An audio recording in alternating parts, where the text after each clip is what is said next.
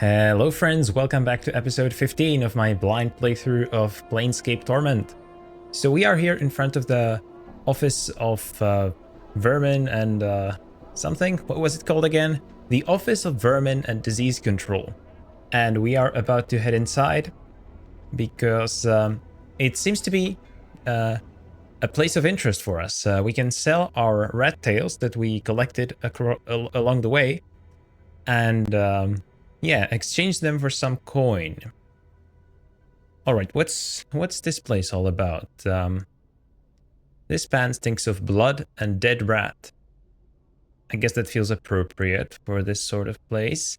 We have a person here who seems very keen to speak to himself, and his name is Phineas Lort the 39th, which is quite the name. Need to send another report to the Hall of Reverence. That's 3 tails at 3 coppers a rat. Who are you talking to, my man? There's no one here. It's a wonder the hive isn't overrun with vermin. Sure is. Let's check the containers first.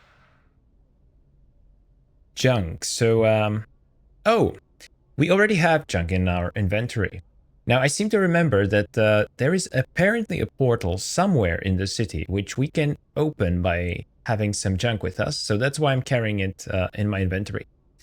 But yeah, we already got 1 pile, so I guess we don't need another one. Our inventory is full though, so if we want to pick something up, we want to use Mort or Dakon. Let me just check Mort's inventory. Real quick. Yeah, so his inventory is just as big as my and Dakon's, which, I don't know, it doesn't feel appropriate. I mean, he's just a head. How can he carry so much stuff, you know? This one seems locked, so... You know what, let's not pry open it in front of another person, because that sounds like something that would definitely be illegal. And I don't want to get in trouble here. There's something on the wall. This board has a number of rat tails pinned to it. Is that what they are? They are so straight that I couldn't really tell that they are rat tails. That's super interesting. Alright, let's talk to Phineas here. You see a squat man with a rash-covered skin and several pustules covering his face. His clothes seem to mark him as some sort of an official, but they are dirty, wrinkled, and covered with rat hair. As you watch, he idly scratches himself with his stubby fingers. Greetings, my good sir. Aye! The little man shrieks and jumps, startled. Clutching his heart, he takes a deep breath and pushes his spectacles up on his rash-ridden nose. Yes, yes. And what is it that I can do for you? He scratches his nose and looks you up and down, studying your scars. I, have little to nothing in the tails, so if you have come to plunder the premises, this locale is ill-chosen. I can actually plunder the premises here. Little to nothing in the tail. I mean, I'm no armed robber. I could have been one in my past life, for all I know, but, I'm not one right now, so I'm not here to plunder the premises. Who are you? I am the respected Phineas Lort the 39th, in charge of this hive branch of the Office for Vermin and Disease Control. It is my distinguished privilege, he scratches his chest and puffs up, to inform you that we, in the bureaucratic sense of the word we, meaning to encompass the sigil bureaucracy as a whole, are accepting bounties on all manner of vermin and strays that infest the, he scratches again, fair streets of Sigil, hub of the multiverse, and the city which sits at the center of all things, the city by which all other cities are measured. Well, you seem like the other person that I could have gotten all this exposition about Sigil from. You seem like another option for if I wanted to learn more about the city. The hub of the multiverse, the city which sits at the center of all things. That is what it indeed is. It at least that's what it seems like, according to all that I've heard. Bounties, on the other hand. My journal. Yes.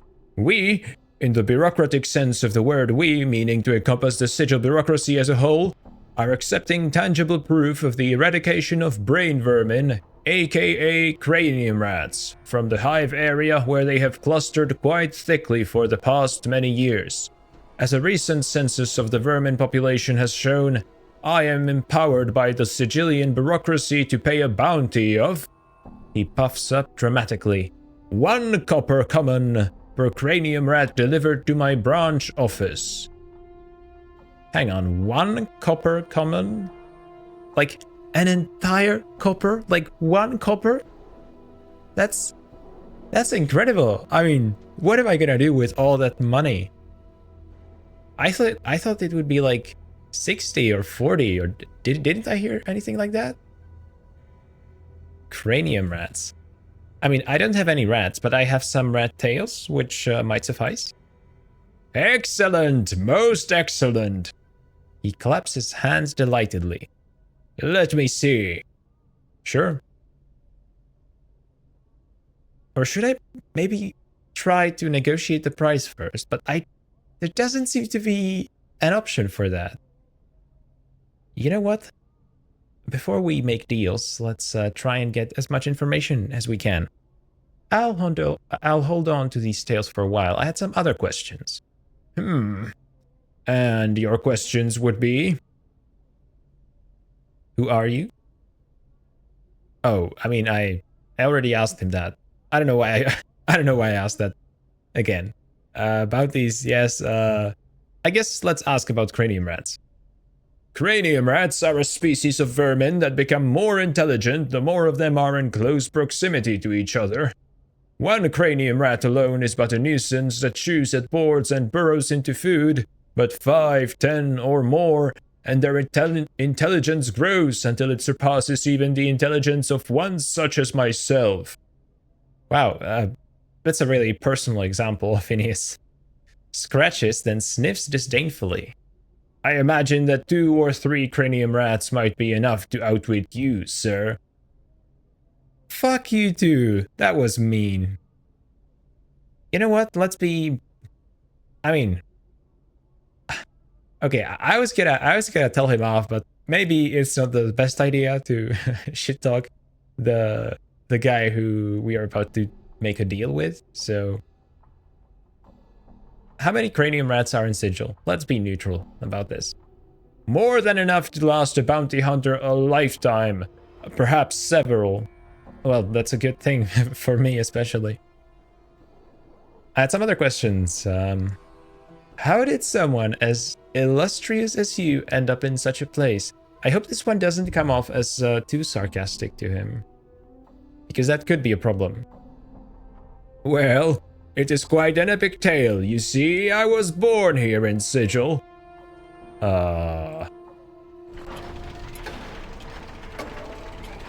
What is going on right now? Oh, that's the passage of time animation, isn't it? I have rested for 8 hours, apparently. That's funny. Honestly, it's a good thing too. I needed the rest, right? I was pretty low on health with 2 of my characters, I think. But I don't know how... It doesn't feel appropriate to me. I mean, listening to this guy talk, does that really count as a rest? And then I realized that I had somehow offended my colleagues, for I found myself promoted to this branch office and have remained here for the past many years. He sighs, then idly scratches his nose. I had some other questions? Okay, watch out which options you select, because some dialogue options might take 8 hours to finish. Good to know. I'd like to collect the bounty then. Nothing really came, nothing else really came up related to the bounty as I was hoping, so I'll just collect it. Excellent, most excellent. Okay, let's turn in a rat tail. Hang on, I think I have several, right? Wait, I seriously had one?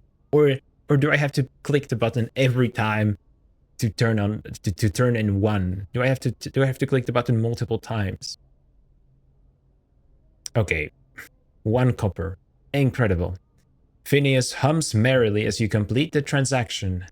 Thank you, good sir. The city of Sigil and I appreciate your efforts on our behalf. Thanks, I guess. Alright, I might be mistaken with the amount of cranium rat tails I had, right? Because it could be that I... Hang on, my inventory is still full. Did I not have one of them here? I'm so confused. No, Decon still has 4 of them. Can I... Okay, do I have to talk to him again to... turn in the... You know what, screw it. It's not even worth it. The 1 copper is not even worth clicking the button, honestly. That's this was a massive disappointment, Phineas. I am disappointed in you. Your mother should be ashamed of you. This door is locked. You will need a key. You know what? Maybe I will rob this place. Because of how this guy is treating me. Not right now, though. That's a major decision that I just don't want to make in the spur of the moment like this. Apparently it's nighttime again. That's because we rested for 8 hours, obviously.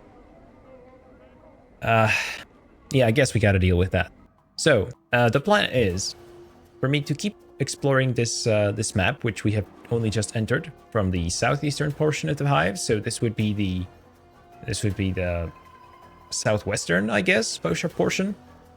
And yeah, we just gotta explore all of this, right? Try and enter every building and all that. Let's see this this hive dwelling. What's going on here? We have a regular old hive dweller here. Let's talk to you. You see a woman with a worried look about her face. Ooh, I smell a quest. Greetings. I'm waiting for my husband to get back. He's been gone for a while now and I'm getting worried. I'm sure he will be back soon. I'm sure you're right. Oh my, look at the time. If you will excuse me, I have some work to finish up. Farewell. I wonder if this quest was actually time sensitive, because it feels appropriate that she would be waiting up for her husband at night like this, and then say something like, look at the time. Well, maybe not the part about the work, but I don't think this is time sensitive, right? I think this is just it's a coincidence that we walked in at a time like this. Done. By the way, what do you have in your house? Nothing. Okay, good to know. Just checking. You know, I'm from the office of routine house checkups. Yeah, we're new. We only just got founded, you know. So we have some hive touts here. Crier of Es-Annon. Es-Annon. That sounds like a deity or something. Hang on. Let's just look at our little faction list. Dustmen, Harmonium, Mercy Killers, Dabus, collections. Why did I write down collections? I meant to collectors, of course. And Chaos Men or XXXIX. Anyway, who are you?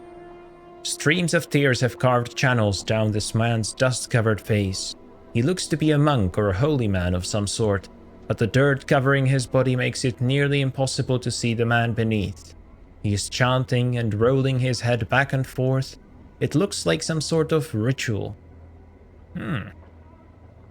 Hello? The man stops his frenzied chanting and glares at you with his steel-rimmed eyes. He opens his parched mouth to speak, but all he can manage is a withered croak. I feel like I shouldn't have interrupted that now that I think about it. I bet nothing is wrong, and this is what he's supposed to be doing all along. Anyway, let's play dumb. What's wrong? Why are you crying? Because I actually don't know why he's crying, right? It just seems to me like he wants to cry. His voice is so hoarse that it sounds like he has been without water for days. As you watch, a tear trickles down his face. I am a crier of Es-Annon. Es-Annon? Who is that? Updated my journal. Who is Es-Annon? The man throws back his head and gives a rasping laugh. Laugh, huh? Are you supposed to laugh? It sounds brutal and defeated. Es-Annon, It is not a man, but a city. Huh. Okay. Why do you cry for a city? We cry its name because Es-Annon must not be forgotten. All the criers of Es-Annon carry this burden. Right. So the criers of Es-Annon literally just cry for a long dead or long gone city, I guess? That's their whole deal? Must be a pretty special city then. You mourn a city. Why do you do such a thing? Because its name is all that remains. Its avenues of light, its great spiraling parks. When it was laid waste and reduced to memory, only 70 of its people survived. It was our duty to see that its name was remembered across the plains. Many criers of Es-Annon have died for the sake of remembering. Many. Okay, but why should its name be remembered? How special does something have to be that there are, I don't know how many people literally devoting their lives to just crying for the thing, you know? Avenues of light, great spiraling parks. Okay, I mean, it sounds nice, but still just a city. That's what it sounds like to me. Laid waste?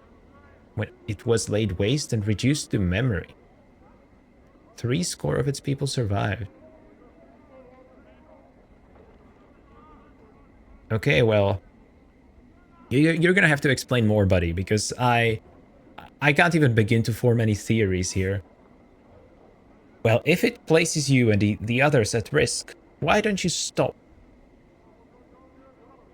The tears I shed, the dust that cloaks me, these things are as nothing compared to what awaits should I give up my sacred burden. We must see to it that its name is remembered. We are living memorials to its passage. Okay, living memorials. That's, I don't know. I mean, living things are fleeting, you know? I couldn't help but notice the first dialogue option. What happens if you all die? Which is a really good question, right? Because, yeah, living things are fleeting, so eventually you are going to die out. I mean, membership in this faction, if it's even a faction, doesn't seem to be very lucrative. I mean, I fail to see the purpose for it. Let's just note this down as the potential name of a faction. At least that's what it sounds like to me. Living memorials to its passage. As in its passage to death? Or what passage are you talking about exactly? Okay, if that's so, then what happens if you all die? A fresh tear springs to the crier's eye. Even his dust-caked face cannot disguise his look of despair. I do not know.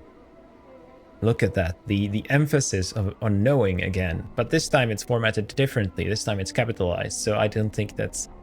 I don't think the point of this is to associate this guy with Dakon or the Githzerai specifically. We criers of Es-Annon cannot mourn it forever. Even now the dust clings to our robes, the spit dries in our mouths, our bodies wither and die. Listen, that is devastating. I'm only now coming to understand that these criers presumably lived in the city. Like, when he told me that they're mourning a dead city or a gone city, I assumed that the city had existed like, I don't know, hundreds of years ago, maybe, and there's still this like faction of crazy people who just cry for it for no reason. But now it seems more like he actually used to live there. Like he remembers the city vividly. You know, it's not just this image in his mind that he has sort of learned from his teachers or whatever. No, he actually knew the city, so he's mourning a real thing. He's mourning his real neighbors. Am I reading this right? I mean, yeah, you are going to die out, unless you do what I kind of suggested that you do, and start a cult and raise new followers. Well, is there any way I could help you? You are kind to ask. The crier shakes his head. Unless you can immortalize Es-Annon, there is no help to be had.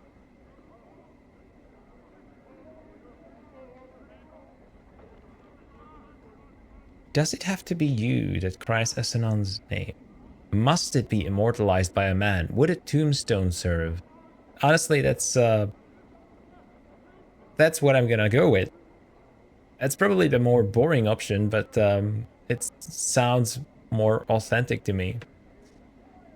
Why don't you guys just put up a giant tombstone and call it a day, okay? The crier blinks. Tombstone. Oh, they've never heard of tombstones. Well, that's gonna make this a lot simpler, right?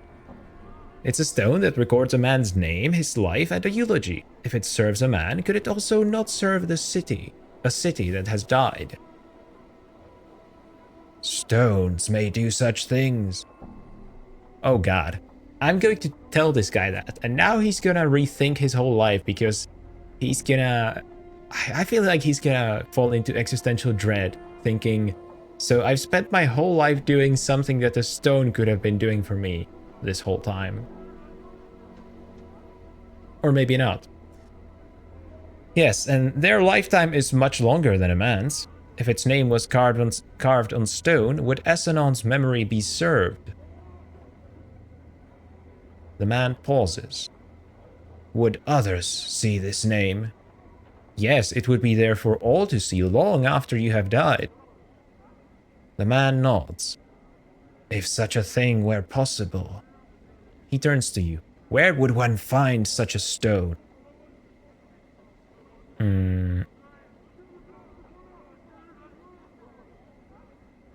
Well, in exchange for some coppers, I could go seek a tombstone and have Es-Annon's name carved up on it.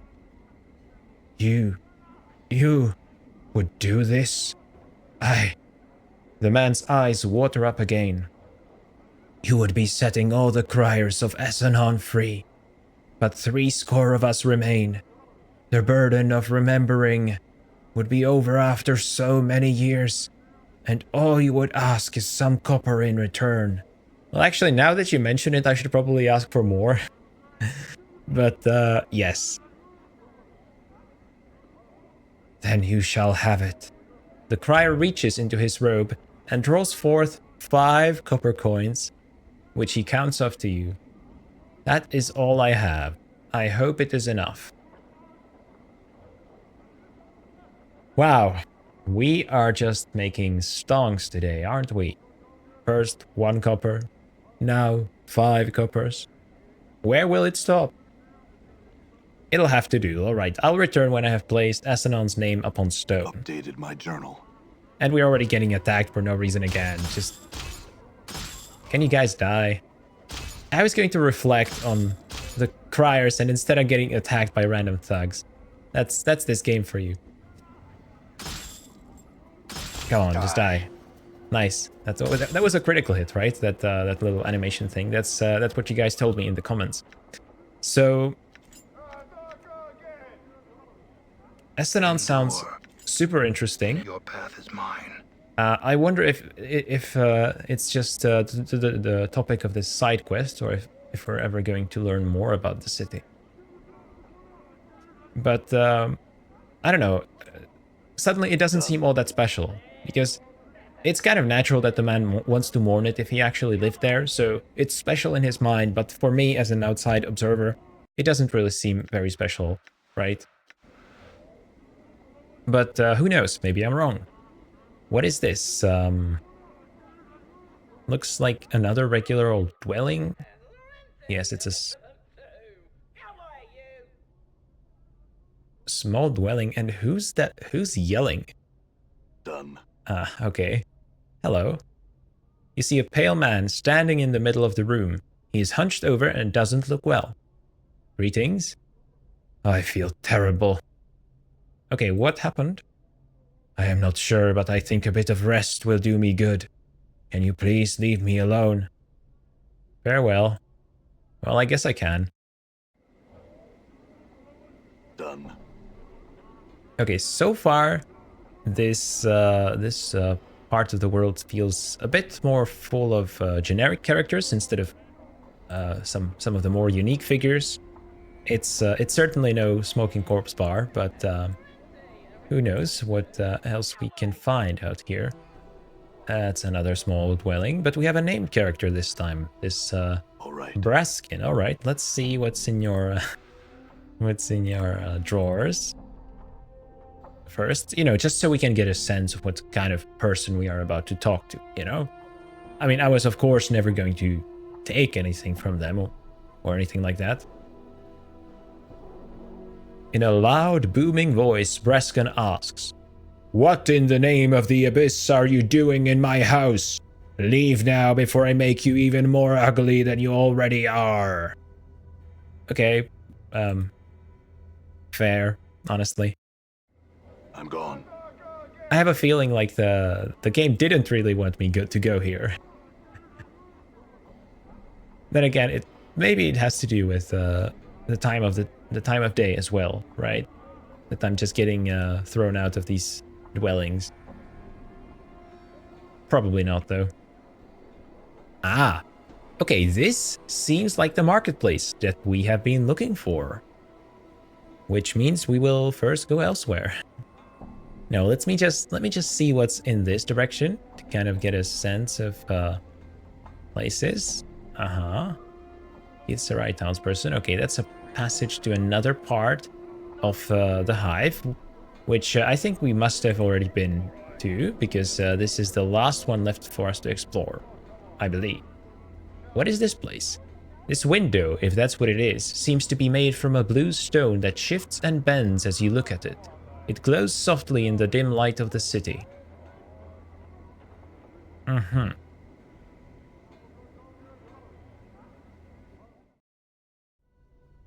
It's another small dwelling. I thought it was going to be like a magic shop or something like that. Because, magical window. Hive dweller, alright. Do people sleep in this game? It feels like everyone is always awake. I think that's just a thing. You see a plump woman going about her chores. She doesn't notice you entering the room, which is surprising because I'm standing directly in front of her. "What are you doing in my house? Don't you have any manners? You don't just go around entering people's houses." "I'm sorry, I didn't know anyone lived here. I wanted to move in." "Well, now you know. Please leave now and close the door on your way out. I have many chores I still need to finish, and I don't need any more interruptions." Okay, I see what this game is doing. So it's taking the usual RPG trope of the player exploring every inch of the map because they can, because they paid for the whole game. But this game is saying, well, it doesn't really make any sense, Why should people just allow you to be in their house unless you have no reason to be there? So that's cool. I appreciate that. I'm gone. Now let me take a look at my journal to remind myself of all the things that I needed to do here in the marketplace, because there is no shortage of those, right? Nestor's Fork, I don't think one of those was... I don't think it was one of those quests that I needed to go here for, but deliver the box. Southeastern section... Oh no, we are actually in the southwestern, right? So we must have missed Guatra completely. We are definitely going to deliver the box when we can. Now, a spellcaster named Jarima, right? Yes, we are looking for Craddock, and this Craddock is supposed to be a giant, stern-looking man in a marketplace somewhere in the hive. He's an overseer, and I need to deliver him a message. A message, as in a physical object that I have on me. No. Yes? No? Hang on, so what's the message? I guess I should just... Okay, I guess it was just an oral message that Bayan told me to tell him. It's been so long, you know, I don't remember all these details. It's been so long. We spent 4 episodes at a bar talking to strangers about planes of existence, so... mundane stuff like this has really left my memory by now. So we have Gisgorl here, and Kosajai. I don't see Craddock, so let's keep going right, perhaps. Iron Nose. Cool name. Craddock, there he is. Gaoha. Porphyra. Reekwind. Sounds lovely. Okay, let's approach Craddock first. You know what, let's save again, just in case. Sigil don't sleep, so make haste, you laggards. Ah, that's right, he's the overseer. Yep. So his job is to basically yell at everyone else here. Nice job if you can get it. You see a huge man watching the area with a tight-lipped frown and narrowed eyes. He is hunched slightly as if bearing a heavy load on his shoulders. The unpleasant smell of sweat and dirt wafts from his clothes. Greetings. The man glances down at you and his frown deepens. Aye, what are you sniffing around here for? You Craddock? Mayhap. He studies your face as if trying to recall you. If I am, what be it to ye? I come with a message from Bayan the Sender. The message states, the shipment must be incursed by the 3rd day, or there will be a penalty. I guess I'll take my word for it. That sounds like the sort of message he will not be happy to hear. I hope he doesn't attack us or do something stupid like that. By the hells! Can they be such fools that they think we can miracle it there? Alright then, your message has found its way to the right ears, for all the good it will do. Alright then, what is the problem? Look around you. Craddock nods at the laborers in the marketplace, then scowls. These laggards and half-wits can barely keep up with the load as it stands, and now it needs doing in half the time. That, is a problem. Maybe you could help them yourself, you know? Not just stand around, but, you know, help carry some stuff or whatever needs doing. Well, I suppose I could help too. Do you need any help? I'll tell you what I need. All my men to show up for work. July's gone missing since this morn, and I need him back now. July? Doesn't that ring a bell? Didn't we hear of a July or meet a July? Where did he go? That hive-bred Groat is probably passed out on the street somewhere by the smoldering corpse when he should be here helping us. Worthless sod. Ah. Yeah. Maybe he is. Yeah, I could go find him for you. For a price. Craddock is silent for a moment, then nods. Aye. You finish July. You tell him to drag his worthless bub-ridden hide here. I'll pay you for your trouble. He frowns. When you found him. Now get. Alright, I'll go look for him. Farewell. Updated my journal. Cool, that sounds like a simple enough quest that I could do quite soon. First though, let's enjoy the fact that this marketplace seems to be actually quite safe, even at night, and talk to the locals. You, Governor, story for Jink, eh? Reekwind, okay. Let's talk to you. This man is looking at you with a strange, bug-eyed stare. His eyes are huge, so huge they look ready to pop out of his sockets and roll across the cobblestones. He nods eagerly as you approach, bobbing his head like a bird, and as you near him you suddenly notice the smell of urine and feces surrounding him. Awesome, you know? In real life, I try to avoid people like that, but I guess I'll make an exception in a video game. Hi? The man sniffles, wiping his nose on his sleeve, then opens his mouth to reveal blackened, rotted gums. Stories for coins, sirrah. His breath reeks. It smells like this man has been keeping rotten meat stored inside his mouth. Ugh. Stories for coin. Okay, who are you? The man snorts, thick with phlegm. Names, names, who you are, who you are. His head does a slight twitch every time he repeats himself. Names, dangerous, dangerous. He glances at the ground and stirs the dirt with his foot. Dangerous? Why? What did you do, Reekwind? Knowing a name or being stuck with one, both's a mess of trouble. He looks back up at you. My name's a given name, not one asked for. Reekwind. Once again you become conscious of his reeking breath and the smell of urine and feces that surrounds him. A given name, a given name. An appropriate name? Not my true name, true name. Okay, so you're using true name as a term too. We've heard of true names. We've spoken about true names with was it with the fiends? It would make sense if it was with the fiends, right? I think I mentioned the sort of tidbits that I know about demons and their true names and the power that they hold. Reekwind mumbles on, his head twitching every time he says name. A true name's a dangerous thing, gives others power.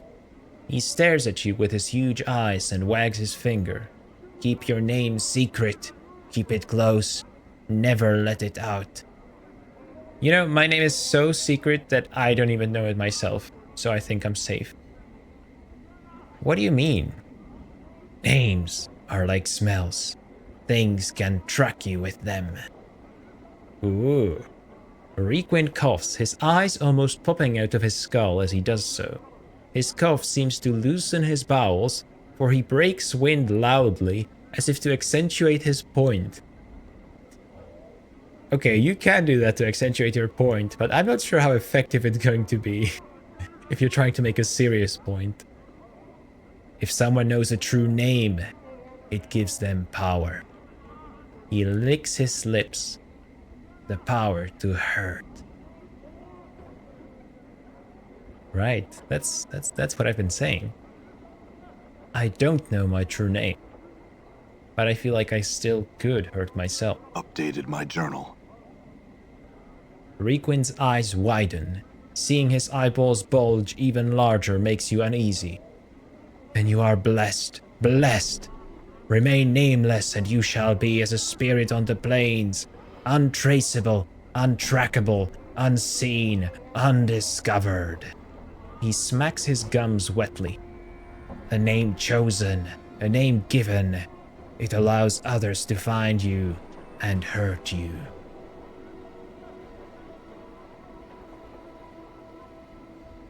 As a spirit on the plains.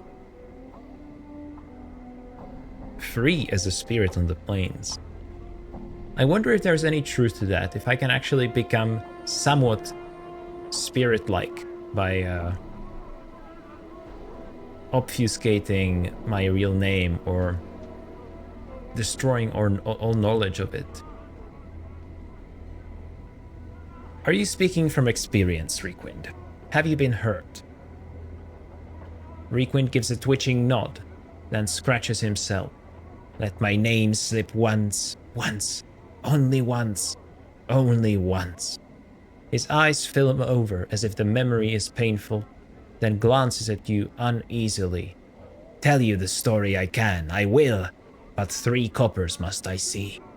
His face splits into a smile as he says the word coppers, and his reeking breath hits you like a hammer. I guess this is an episode not only of cheap rewards, but also cheap prices, which is something I can get behind. Okay, have 3 coppers. Reekwind gets into the stance, looks left, looks right, then faces you. His face clenches, then with a grunt he breaks wind again. The smell nearly levels you, but he takes no notice. This is so silly. Cursed eye, walk the wards in splendor. He stands up stiffly, nose high in the air. He saunters back and forth, nodding to invisible passerby. Cursed.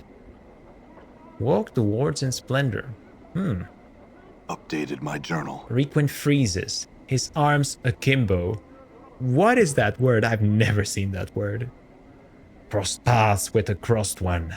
Had the looking of a pumpkin, his seeds curses. Reekwind then thrusts his belly out so as to appear fat, slicks back his hair with his filthy palms so he looks almost bald, and begins drumming his fingers on his fat belly. I love the descriptions in this game. That's so visual, you know? He then walks about, circling the spot where his stuffy upper-class persona used to be. All a jumble with curses this one was.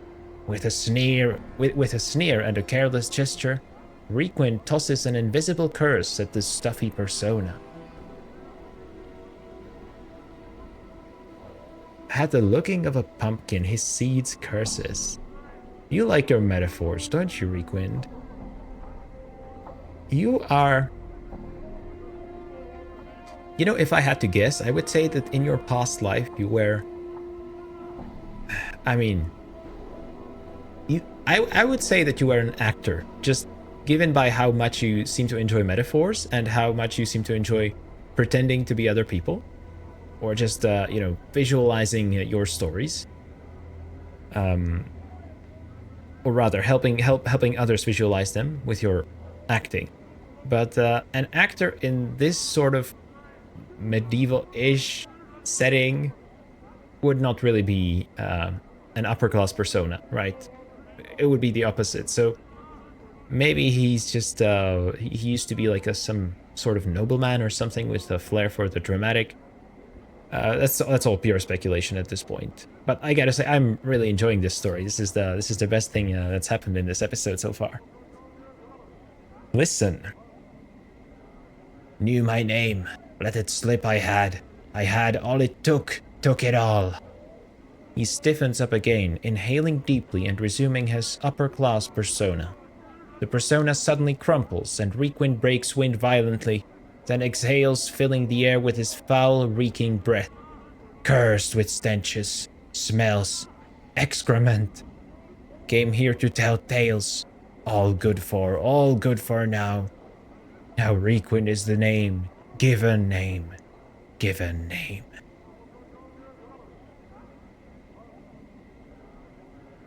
And that's it. That's your story. So you were cursed with this foul smell, with excrement, as you eloquently put it, by a fat man. A bald fat man. I mean, that doesn't really narrow it down much. You would think. But I haven't met many fat men in this game, let alone bald fat men. Then again, could I really tell if I had? They would have to be obscenely fat for me to even recognize that they are in this sort of tiny sprite that I can see of the different characters. But I think this is definitely a story to remember, right? You know what? Let's just jot it down. Reekwind, cursed by a bald, fat man, allegedly. Okay, other questions.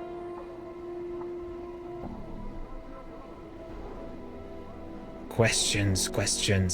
Reekwind hunches over, regarding you warily with his huge eyes. Answers. If I ask him what happened to you, is he going to give me a different answer? No, that's literally this one. Okay, whatever. I'll lie to him.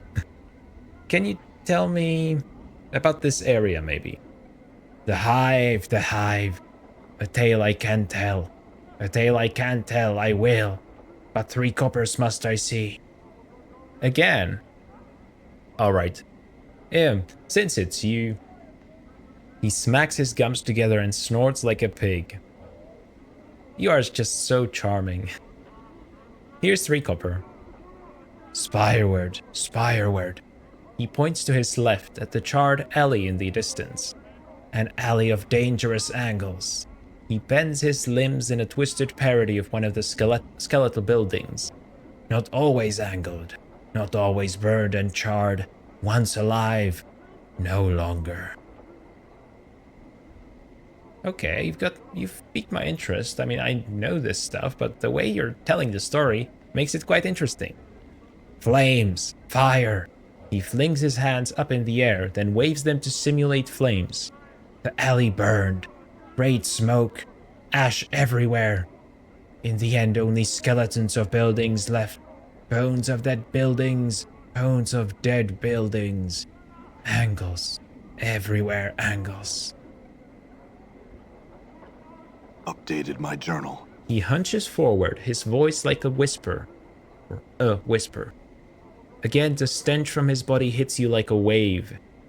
Dangerous now. Bad men have set up their keep there. Keep there. He bows, then breaks wind in quick spurts like a bugle blowing. That is the tale of how a street becomes an alley of dangerous angles. How did the fire start? Ignis, right? He makes a semicircle over his heart. A man made it so. Hang on. A semicircle over his heart. We've heard this somewhere. I mean, we've seen it. We've seen someone else do it, but I can't remember who. A man made it so. A beast made it so. A man whom even fiends admire. So why would people do this this sort of semicircle over their heart gesture? Is it like to protect themselves from evil when they're speaking of something or someone evil? Could it be that? It could also be like a secret symbol of some sort of secret society? Who knows? Who was it then? A sorcerer's tale, filled with madness, sadness, burning, yearning. A tale I can't tell, a tale I can't tell, I will. But 3 coppers must I see. He hisses, then cackles in a way that reminds you of a fire burning. A dangerous tale, a dangerous tale. Okay, I guess I'm just gonna give you all my money at this point. You're telling me things that I basically know already, but you're adding some more details, which I really like. A sorcerer there was. No simple hedge wizard this, but a mage of power. Reekwind brings his hands together reverently, then smiles evilly. He burned with the art, and the art burned him. Is this guy the best storyteller in Sigil or what? I mean, granted, there's a steep competition out there. The name given him was Ignis, a name respected, then feared, then hated, then punished. Reekwind gives a rattling wheeze, then claws the air and hisses, apparently imitating Ignis. If we can actually get Ignis as a companion, which is what the journal seems to suggest, I wonder how drastically different our interaction with Reekwind would have been if Ignis was our companion already.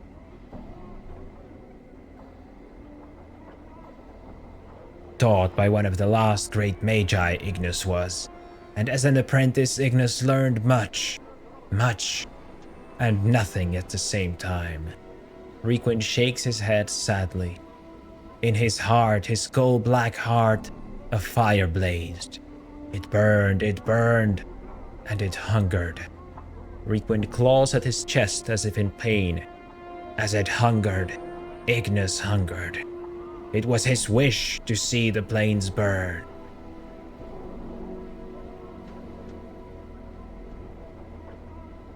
Was it really? I mean, I keep doubting it because it seems too simplistic of a motivation, you know? But maybe it was.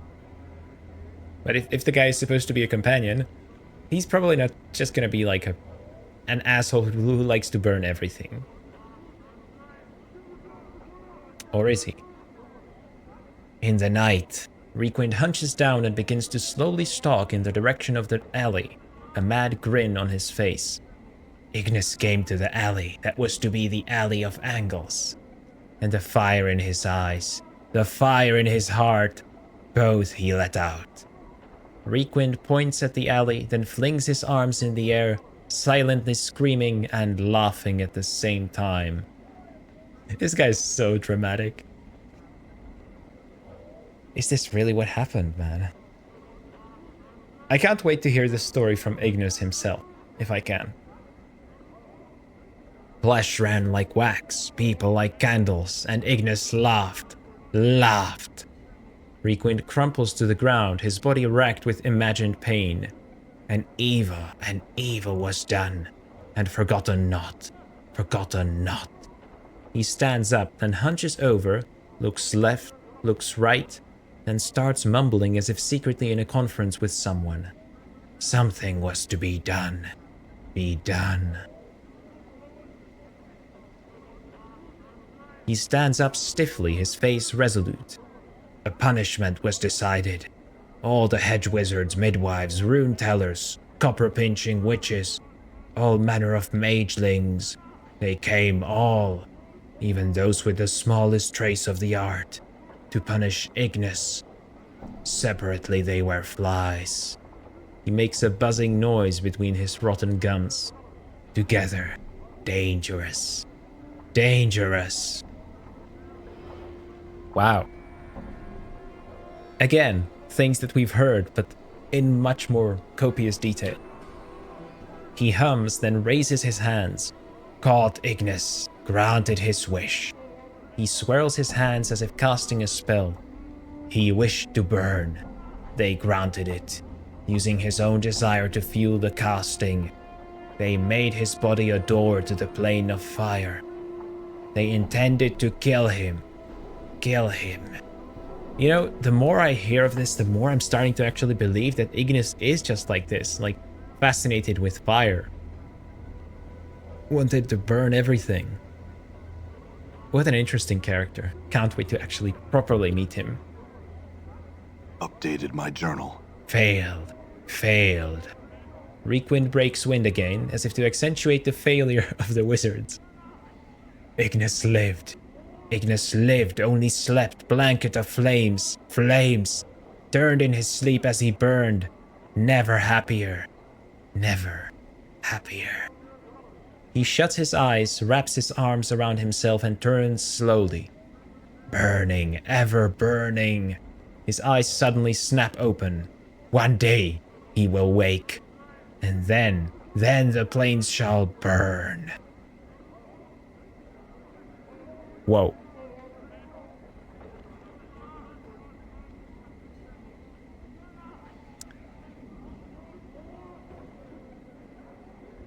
You know, this is, I knew that there is a lot of sort of metaphysical and esoteric lore to this game, but this is something kind of down to earth. You know, this is a story that, down to earth, relatively speaking, this is a story that you can, that really fleshes out the world of Sigil as such, you know, not just the broader world around it or around Sigil, but this like specific, the specific context of the city, you know, the story of this crazy man who just wanted to burn everything and then he was punished for it, and now a bar is named after him for some reason. Super interesting stuff right here. Okay, what have we got here for new quests? So we promised to find a tombstone, which I think there is a place we can do that somewhere in the city. I remember seeing something associated with tombstones. Maybe it could even be the mortuary for some reason. We'll see. Then we have to find July, who is by the smoldering corpse bar, so that will be easy to find. And we have to remove Reekwind's Curse of Stench. Interesting. At first I kind of doubted if he had even been cursed, because it just sounded like made up shit to me. But then again, this is a fantasy world, and he does seem to be quite a smelly, disgusting sort of person in a way which is just inhumane. So yeah, the journal is telling me, yep, you should get rid of this curse. Fat, balding man who favors dressing in orange. Oh, is that what he meant by like a pumpkin? I didn't catch that. Okay, dressed in orange. Interesting. In one of the upper wards. Wow, the journal is actually quite helpful. See, I'm trying to think about what I read a lot. I'm trying to sort of concentrate on the game fully, and still I miss details like this. It just goes to show how much there is to discover in this game. Yeah, I'm gonna check out the NPCs real quick. We have anyone new here? It's getting harder and harder to keep track of who is new and who isn't, but it seems like there's no one here. All right, so I'll end the episode here. Thank you for joining me. I have been Savle, and I'll see you in the next episode. Bye.